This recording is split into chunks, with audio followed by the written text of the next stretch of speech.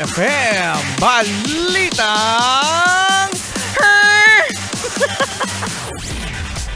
Bini Girl Group member na si Bini Maloy nauwi daw sa parang meet and greet ang dapat na private dinner niya kasama ang pamilya.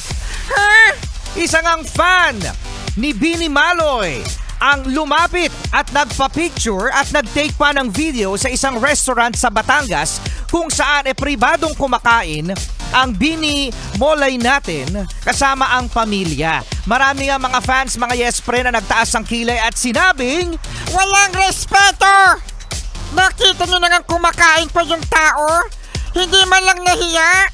Panay-dikit pa rin, pa-picture? Tapos meron pang isang fan na nagsabi na, hoy! Pagod na yan si Bini Maloy pagkatapos, ha? Ini-istorbo nyo pa?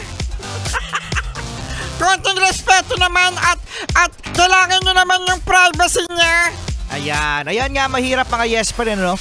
Kapag sobrang sikat na kasi nakakatuwang isipin at deserve ng Bini. Yan ang kanilang kasikatan ngayon kasi talented na, maganda pa, pretty. At talaga nga namang magaganda ang kanilang mga songs. So ngayon mga yes friend, nag-sacrifice dito dahil nga sikat na kapag nakita nila in person, sasabihin na,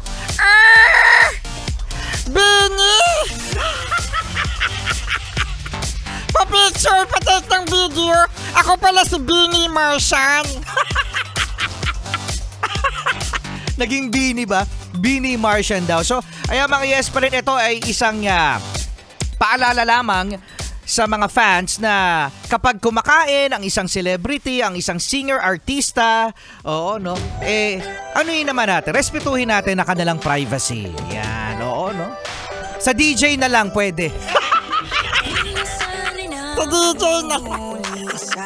Ito na ang Bini sa kanilang kantang Kawewa. Karera. Kawewa.